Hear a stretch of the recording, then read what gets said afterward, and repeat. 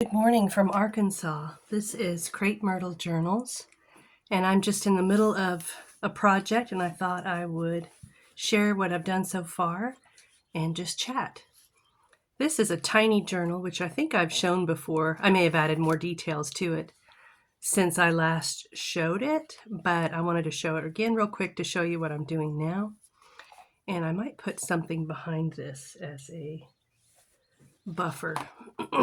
It's a tiny, tiny journal with 3 signatures and a little safety pin with beads, lace, a handmade little twisted rope flower, the word inspire.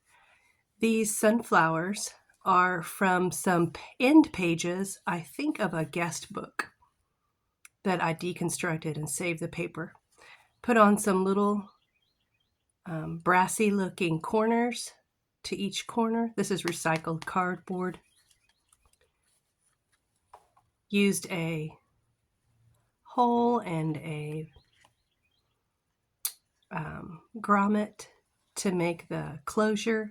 Put some, this was actually some, I think it was some floral ribbon, a ginormous roll of floral ribbon from an estate sale or a flea market.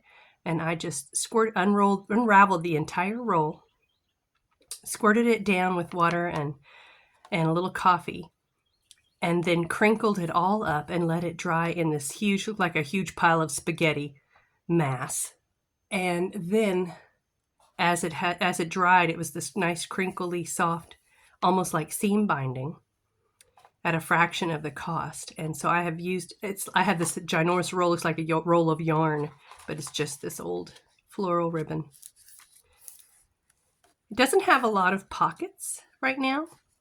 Usually I put some kind of front pocket in here, but this is some old handwritten music. Someone was writing some variations on songs, and so they were writing their own versions of it.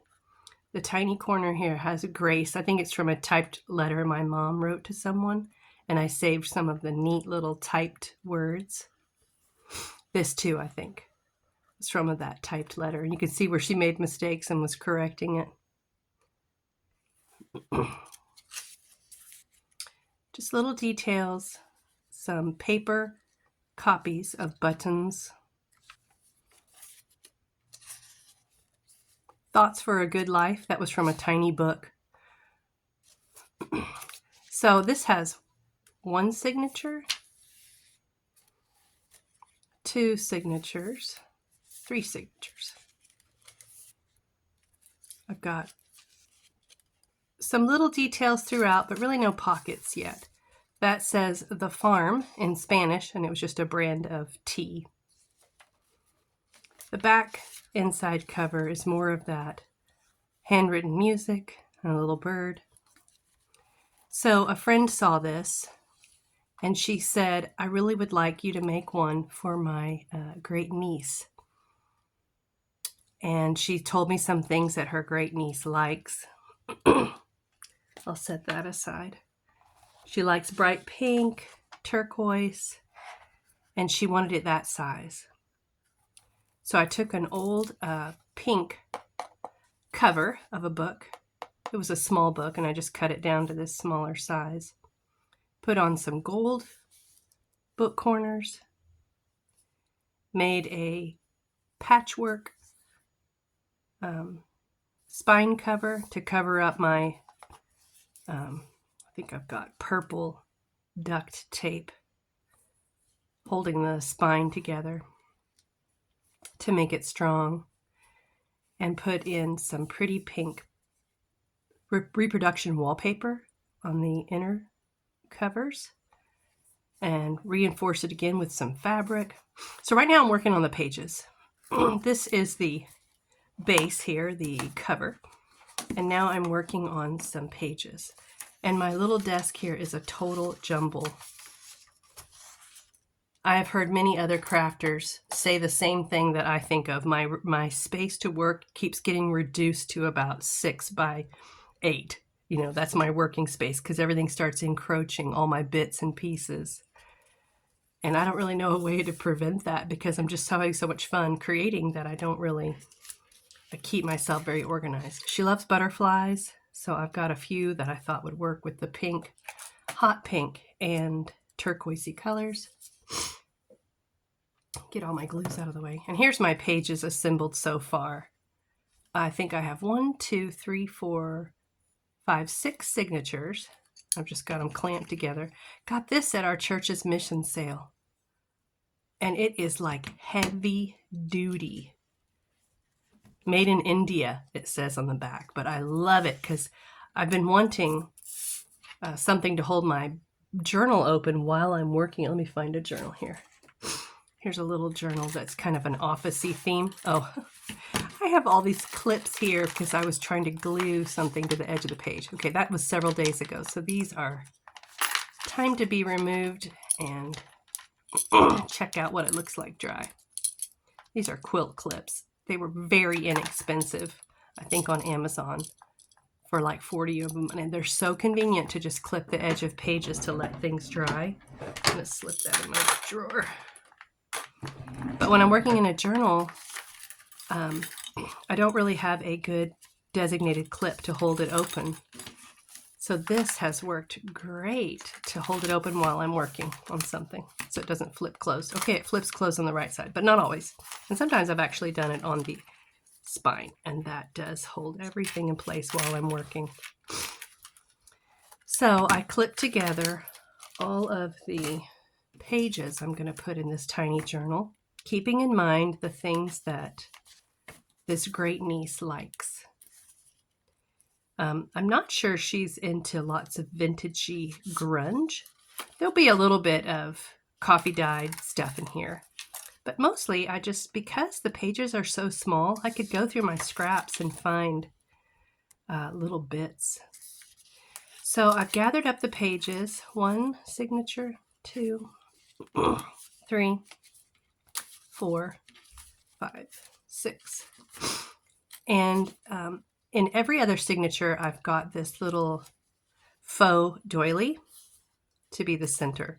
And one thing I thought I would do is trim this down to make it slightly smaller because it does stick out a little bit. I don't mind things sticking out, but I don't want this doily to. So I think I will just make it a little bit closer to the edge of the doily. I don't really journal myself much at all. I have a prayer journal. And my first husband, John, he used to keep a prayer journal where he would write lists of current prayers, either people who had shared prayer requests, like in our small group, prayers for himself as a husband, dad, just man in general. And then he would keep the right margin, like the right margin of each page, he would keep blank to fill in later, like dates at the time that the Lord answered the prayers, or usually, yes, like he would put on the right when it was answered. So he had years cataloged this way, which he passed away in 2000, but it is really neat to go back through his prayer journal and see kind of history unfolding in our lives, the things that we were praying about. We were praying about whether or not to homeschool, praying about families, our family, maybe there was a health issue with a niece or nephew, answers to questions that we were trying to find direction on. So it is really a neat history of our lives in a very compact form, not like volumes and volumes of books, but expressed in thoughts and prayers. And so I don't really journal my thoughts as in cataloging my life or anything like that. There's nothing wrong with that. It's just that I don't personally do that. And yet I make journals. And people who love to write enjoy getting handmade journals. But I do keep a prayer journal like John did. And I have years and years of those. And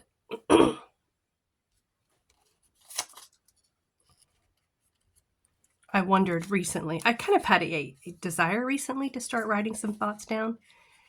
The thoughts that kind of bounce around in my head.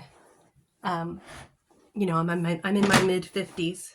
Sorry, getting a little more comfortable. And of course, as you get older, and I know I'm not in my 80s yet. I have a mother-in-law who's in her 80s.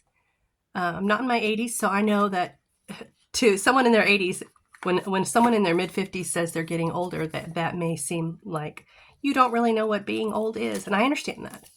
But being mid-50s is what it is. It is a little bit older, and you're thinking ahead to how much time do I have left in my life? And what does the Lord want me to do with the next 20? If I have 25 years, if I have an average span of life, what would the Lord have me do with the next 25 years? I'm involved in some ministry things that I really love, mentoring younger women. But because I work full time, I can only do that on a limited basis. And my husband, I remarried 11 years ago. And my husband, Ron, he's very encouraging about my work setting being a place of ministry, being a light wherever God plants me. And I understand that is the truth. And I strive to embrace that and ask the Lord to use me in each setting, that I would promote the gospel, promote the truth of who he is through Jesus Christ in every setting that I'm in. Whether I speak about him or just behave in a manner that pleases him. But sometimes I have written poems, not actually written them down. Like I use my phone. I know everyone uses their phone for everything these days. But the danger of using your phone for things is that you might lose them electronically and never have them back. But when they're on a piece of paper, you can store them away and pull them out, even if you lose electricity or lose your phone. So I wrote a poem about laying in the hammock. And, actually, this is a good illustration of what I'm talking about.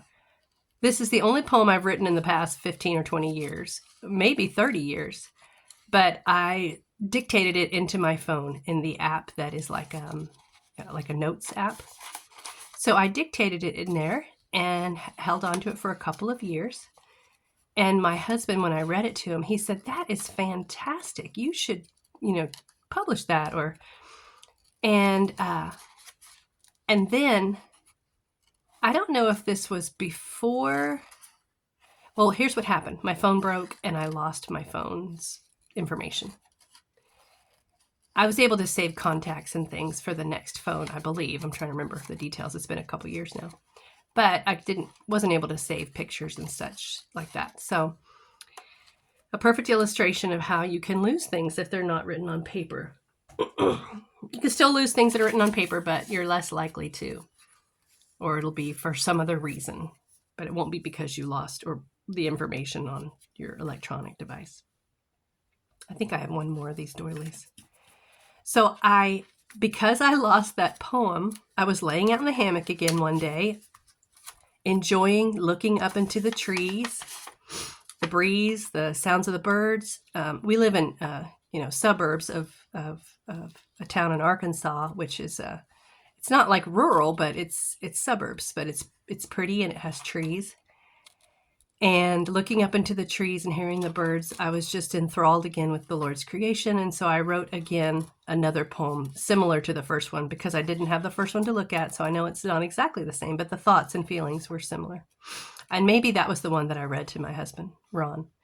And he was exclaiming how good it was and how I should publish it, or just encouraging me. And then, so that is the only poem I have in my phone, or only poem that I've dictated / written in the last perhaps 30 years. But it did make me think, I should write this down. So maybe I should start a journal. But the things I want to put on it are relatively random, like it wouldn't be all poetry. Another thing I thought of to write down would be the books I've written. The books I've read in 2025. And I do have a daily planner, which is just a calendar book that I make a pretty cover for, but it's utilitarian. It's not junk journaling. I mean, I do add a few pockets for fun, but I don't want to put a lot of effort into my planner that is not going to be used forever, because I'd rather put the time and energy into journals that are going to be given as gifts, or sold to someone. So I did think of writing down a list. Well, I did actually write a list of all the books I've read in 2025 so far. This is April. And I enjoyed that. And I thought, I'd enjoy a lot more of this. So maybe I should keep a journal just to put in random topics like books I've read, poems, which would have an entry of 1 because I've only written 1 poem. Sorry, excuse my nose. And then sometimes I know this is true of everyone. Your inner voice is just running along, thinking, talking. Often it's in prayer. I'm talking to the Lord about my children or my grandchildren or this and that. Just having an ongoing conversation with the Lord. And sometimes also I have my inner voice. And some of those thoughts I thought I should write down just because, I don't know, I just have the desire to write it down. Not because they're so phenomenal. Who knows why people desire to write their thoughts down? Sometimes it's just therapeutic. But here's one of the things that I was thinking of lately. And that was all the little bits of memories I have in my head over the years of my own experiences. For example, the treasured relationship I had with my first husband, John.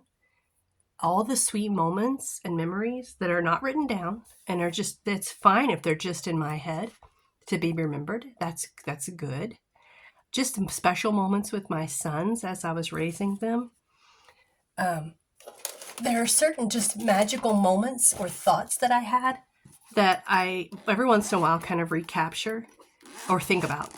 And I thought I should write these down. My children might find them fascinating. Even if no one reads them, I still just should write them down because I want to, for no other reason than that.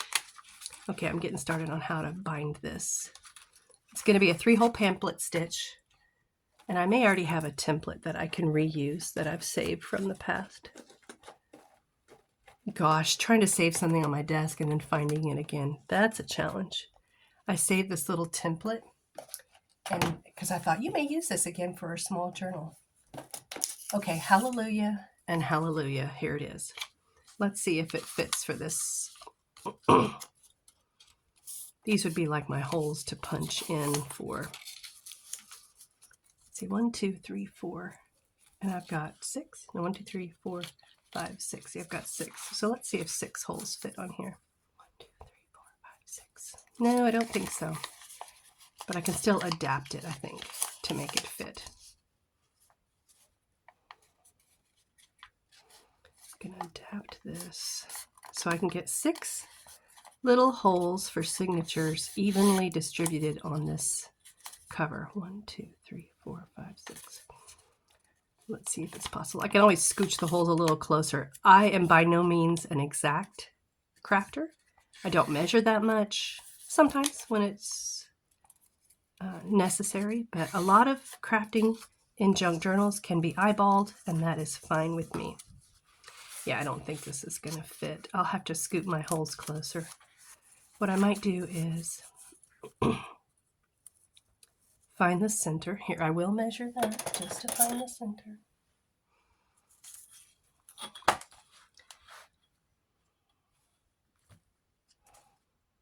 It's not exactly 2 inches.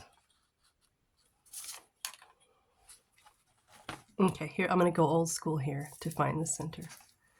No one should laugh at me and my lame attempts at measuring. Here's the distance in the spine. And I'm going to cut that in half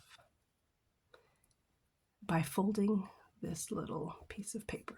Now I have the half. And I'm going to mark that on the center of this. 1, 2, 3, 4, 5, 6. Oh, it's not. Nope, that doesn't work. I got to go between the 2, 3. Ignore my random calculations here. This is the center. Maybe a little pencil. That's not quite the center. Okay, that'll be my center hole. I may have to start a whole new template. So some of the memories or sweet things that I've thought of. Today I have a day off, so I was outside sitting in the spring sunshine. I have a big tree, so I was in the shade. It was so beautiful. I was just looking at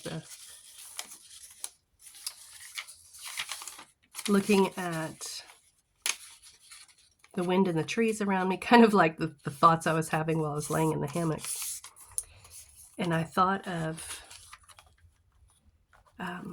Mary, when she had Jesus. Jesus would say or do things that helped her to realize, or helped her to remember, that he was not just an ordinary child, that he was God's son. And people would say things like when he was 12 and he was speaking in the temple, and everything that people said about him, she would treasure in her heart, like hold in her heart.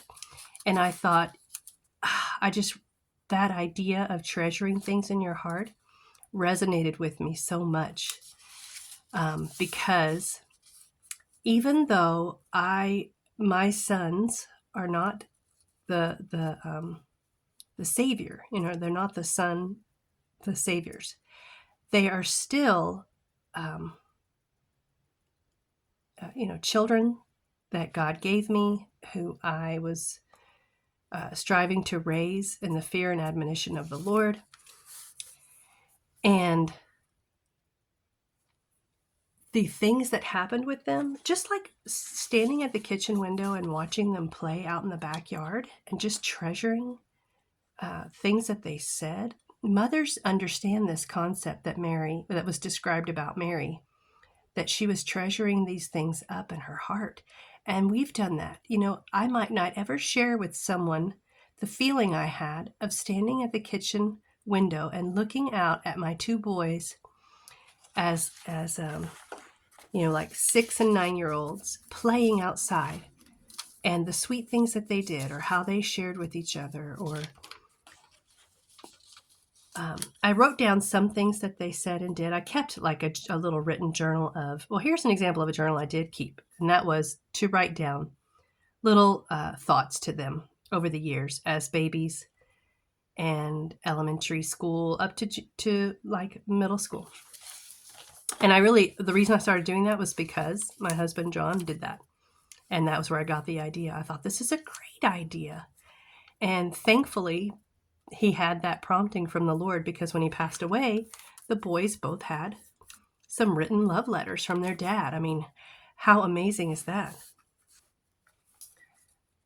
So, yes, this is, as some people say, crafting on the fly, very wonky.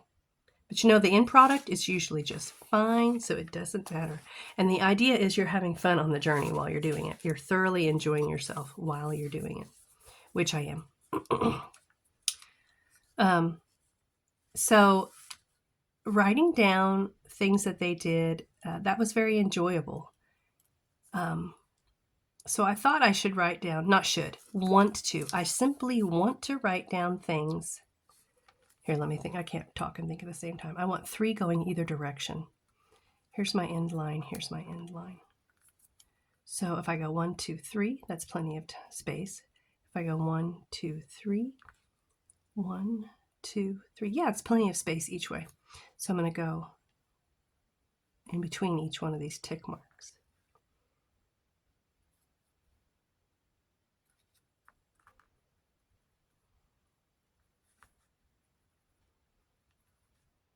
Okay, that fits. However, I don't want such a large gap in the middle. So I may just move them in slightly.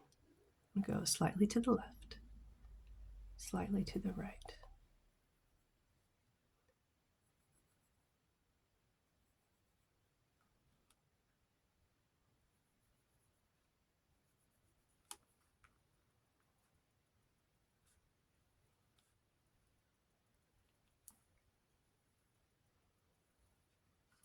Okay, the center gap will be okay. I might put like a little pocket in the center between 2 signatures. Okay, I think I have done that. So I will measure that. Not measure, make straight lines. So I have been thinking lately of keeping a journal of just thoughts that I have about life, memories, things that I've treasured in my heart, basically, just for the joy of writing them down. And there were so many things that I just found so achingly beautiful. And I could communicate, like I can communicate lots of things with my husband, and he enjoys hearing what I have to share. He's a good listener. He he appreciates me and likes the way I think, but there's some things too that, yeah, random, that are simply things that I think other moms would really resonate with and appreciate about mothering our children.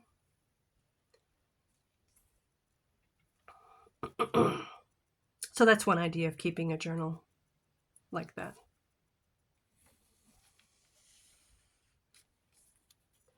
I can remember watching movies or hearing pieces of music when I was young, and my mom, she was a good listener.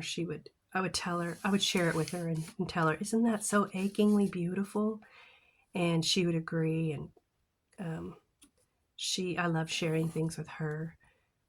She's been gone now since 2017, so I miss her terribly because she was just such a loving mom. 1, 2, 3, 4, 5, 6. Okay, I think that is going to fit in my spine. This is not precise, and I hope that encourages you. If you're intimidated by, to make a book, everything must be precise in the cover and the pages. No, it doesn't. This journal is not precise. It may look relatively even to the unaided eye, but these are not precise. I think there's a greater distance between these two signatures than there is between those two signatures. But it doesn't matter to me. I'm not worried about that. In this little journal, also not that precise. Page edges not that precise. Things sticking out. Pages not being exact. And actually, some people aim for that rough look, where things look rustic. And that's fine. So don't be intimidated if you feel like a journal has to be so precise.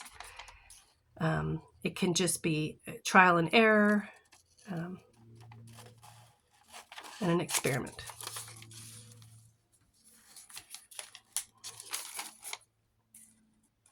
As one crafter said, it's just paper. You can just throw it away if it doesn't work and start over. Scrap paper is not expensive. It's not like you're breaking the bank to try to make a journal. Okay. Now I want to decide about half. Okay, here will be the first signature. This is also not precise. Maybe like half an inch or so down. 1, 2. Oh, I think I will draw just a straight line to help me with that.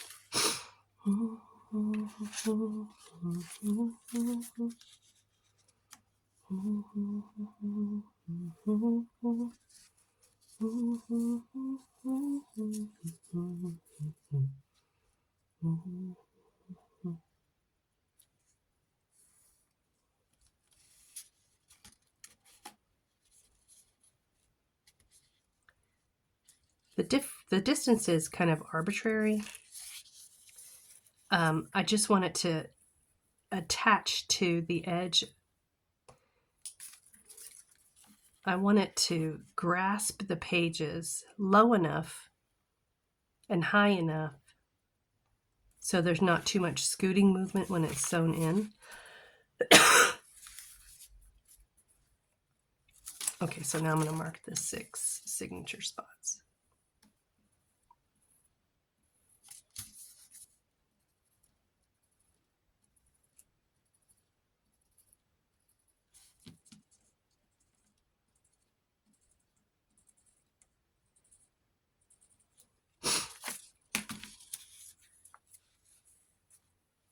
I think I'll poke them with a needle, and that will help me get my pencil through it to mark the... Yeah, easier said than done. Let me get my foam. Get a piece of foam here to punch into.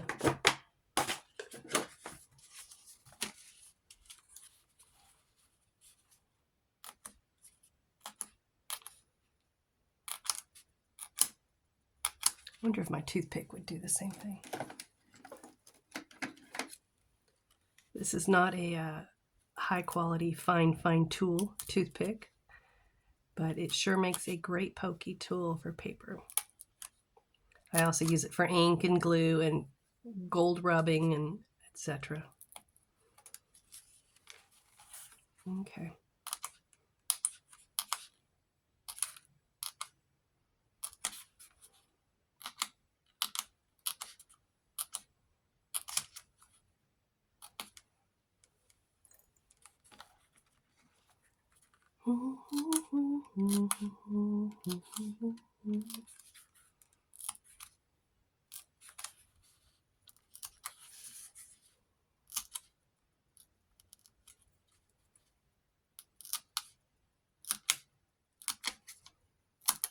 Okay, here's my template.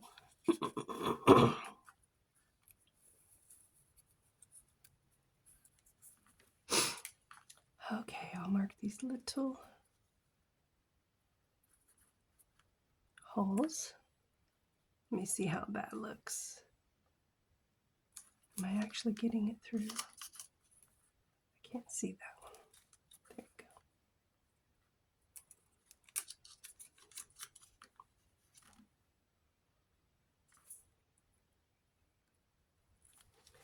I can see that it's off center, but I'm not going to worry about that.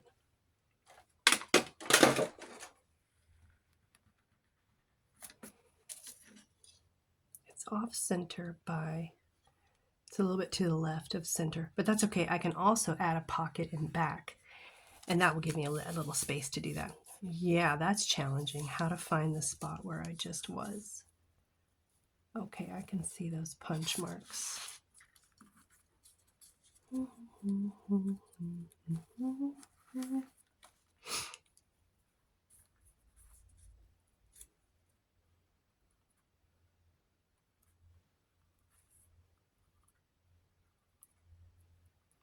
I'm not going to promote this video as a how-to sew in signatures. I watched a ton of videos about how to simply sew in signatures, and I recommend you look for those kinds of videos. This is more of a chatty, random video just about crafting a little bit, but a lot about just our inner voice and how enjoyable it would be to write down some of the thoughts in my inner voice just for the joy of doing it, whether it ever gets enjoyed by anyone or anyone's interested. But I did hear someone say recently on a podcast that they wish that they could hear some of the inner voice of perhaps their mother or their grandmother, like thoughts written down about life and what their life was like and what they thought about mothering or about the time that they lived in. And I thought, that is so true. I do have a little bit of writings like that.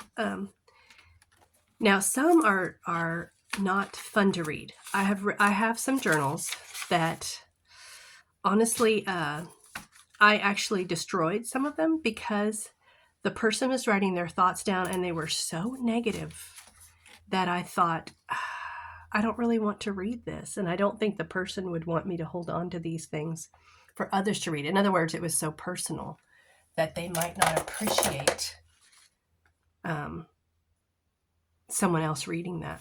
Now, with my other journal, I was able to use like my needle nose kind of punchy hole punch to get in there, but I'm not sure I'm going to be able to do that on the centermost signature. Yeah, that is too deep.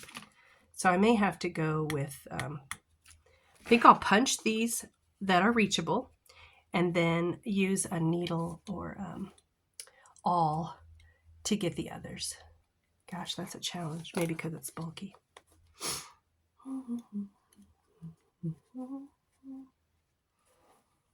I've got to measure it, find that little pencil mark. Here we go. I'm sure this hole punch is not meant to do something this thick, and it may not even go all the way through. Okay, maybe it did. I may end up destroying my hole punch over time if I do this very often. But it was so effective the first time I made that little bitty journal.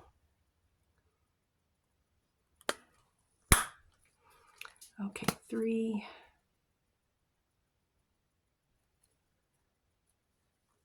4,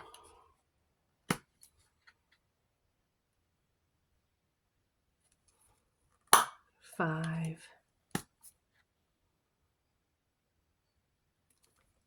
6. See, very imprecise, but so fun. Once the pages are in here, who's going to care if it's not exactly even? I won't.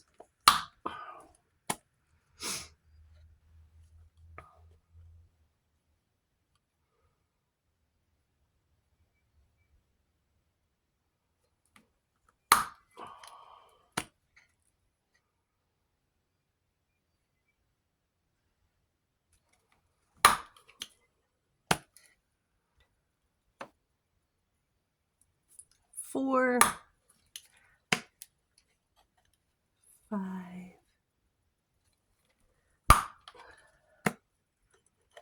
Well, it's April in Arkansas, and that means that my crepe myrtle right outside my window has started leafing out, and soon I'll be looking at pink blossoms. That will be a beautiful sight outside of my window. Okay, I'm just going to punch with all the other 6 holes. 1, 2, 3, 4, 5, and 6. I have to make sure a needle is going to be able to get through these things.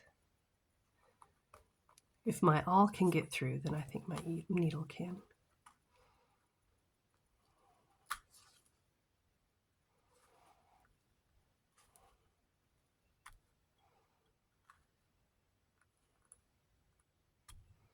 If you are a beginner journaler, there are so many tutorials of how to bind pages. I encourage you to explore. 1, 2, 3, 4, 5. I think that's the 6th hole here. Oh yeah, the hole punch is certainly a neater hole. Here's 1.